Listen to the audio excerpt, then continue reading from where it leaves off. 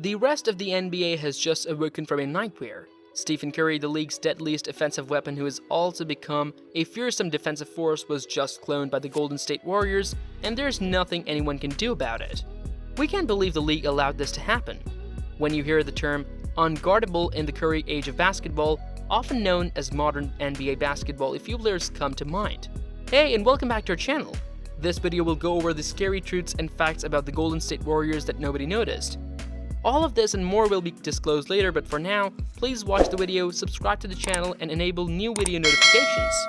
While some players have a legitimate claim to the title and are virtually unstoppable when it comes to making their presence known on the court, not all unguardables are created equal.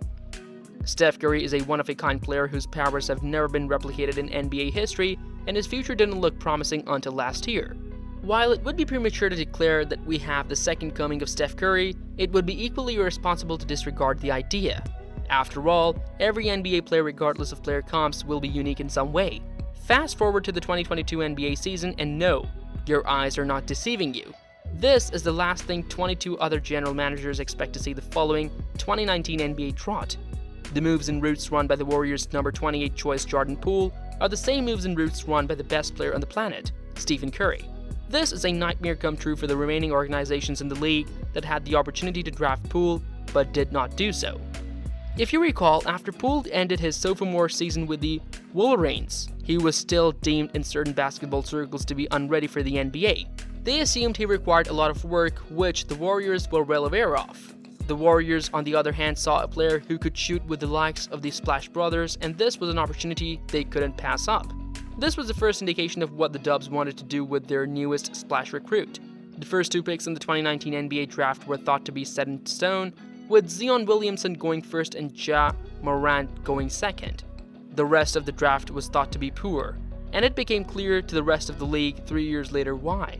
At least 3 outlets just conducted a 2019 NBA redraft, as they do on a regular basis, and the results are astounding. Zion Williamson, who had just played 85 games in his career, has snatched the top spot. His skill is evident, but given what some of the other players have accomplished, I'm split on whether the Pelicans would take Big Z in their redraft. The Grizzlies' Morant reclaims his spot at number 2 after living up to the Grizzlies' expectations in every way. Beyond that, things start to get interesting as both RJ Barrett and DeAndre Hunter have dropped out of the top 5 in the Bleacher Report redraft. Hunter is nowhere in the top 10, Darius Garland, who leaped 2 spots, is 3rd, and yours truly, Jordan Poole, is 4th. Is this what we are seeing? Jordan Poole has moved up 24 positions in the 2019 NBA draft, and the Warriors have done it once more? Jordan Poole was a genius lottery pick taken at the conclusion of the first round. This is fantastic news for the Warriors. For the remainder of the league, this is called pain. Now, with Poole surpassing his peers in his first few years in the league to the tune of, say, only 2 active players in his draft class who can be deemed better, this is just the beginning. Some of you are probably questioning why I stated 2, since there are obviously 3 players ahead of Poole in any of the redrafts. Aside from the subjective nature of the redraft, I consider Zion Williamson a wild card with only 85 games played, and because his new deal with the Pelicans has a weight provision, his ranking comes with an asterisk. We have severe doubts that his worth can be judged significantly greater than Poole's. The best ability is availability, and all the potential in the world won't benefit your team if you're dressed casually on game night. If you're a Lakers fan, you know exactly what I'm talking about. Nonetheless, we may see a vicious swing either way if and when he returns to the court. However, with this kind of exposure for Poole, the degree of talent is fairly clear at this point. The fact that speculation is swirling that the Warriors may be forced to terminate Wiggins' contract speaks more about Poole than it does about the organization or even Wiggins himself. Wiggins is a former first-round pick who played himself into a bag with 1 year left on his contract by averaging 18.8 points, 8.8 rebounds, and 2.2 assists in the 2022 playoffs while locking down Jason Tatum and Luka Doncic. We can underscore how critical that was in the Warriors' championship victory. Despite playing so well, Poole was able to hold his own and build a claim for a bag in his own right, averaging 17 points, 3.8 assists, and 2.8 rebounds per game, while making crucial momentum-shifting goals from deep for the Dubs during the finals. Given that this was his first playoff appearance and that he had been playing with G League quality the previous season, this is quite impressive. This alone will not be enough to commemorate Stephen Curry's second arrival, but there's Steb Night, huh? Steve Kerr spoke with the insiders in May 2022 about some things he's noticed with Jordan Poole, essentially saying he has to remind Jordan Poole that he isn't Stephen Curry.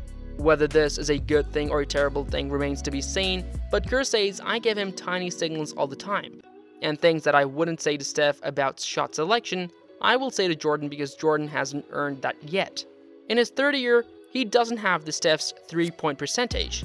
Emulating Steph is a deadly game, it doesn't help Steve if he's running the same plays as Steph.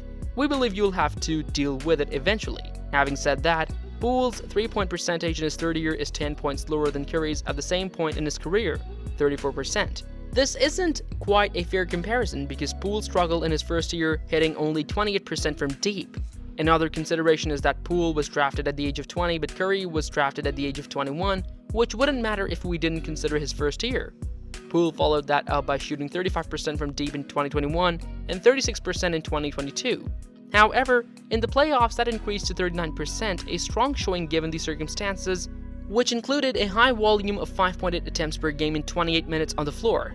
It's tempting to compare players year after year, yet each player has a distinct developmental path. In terms of the playoffs, the Warriors played their first series against Denver, and Poole went off for 30 points in his first playoff game, hitting over 55% of his shots and making at least 4 threes in a double-digit win. Except for the X-Files theme, Poole's performance is strikingly identical to when Steph Curry went off for 30 points in his first playoff game, hitting over 55% of his shots and nailing at least 4 threes in a double-digit win against, you guessed it, the Denver Nuggets. Prior to that, when Curry went down near the conclusion of the regular season, there was a large question mark about Poole. Starting with Curry earlier in the season was a breeze for the third-year player. He was more than the squad could have asked for in the two-guard position. He was tasked with replacing Curry next to Klay Thompson this time. While no one expected Poole to replace Curry's shoes, there was no one better suited on the roster to fill in for him while he was out. The Warriors finished the season 6-7, including the game in Boston where Marcus Smart knocked out Stephen Curry.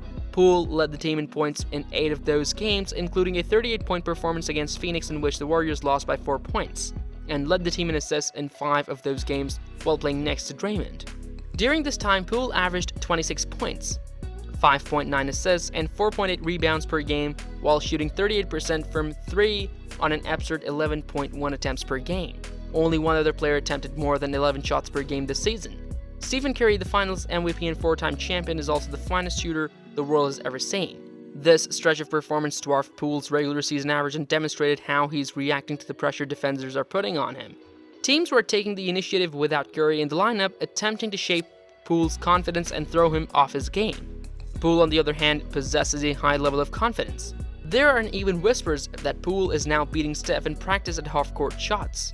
Maybe the Warriors know something about picking players. We have a fantastic dilemma on our hands. Ladies and gentlemen, Jordan Poole's abilities are vastly underappreciated.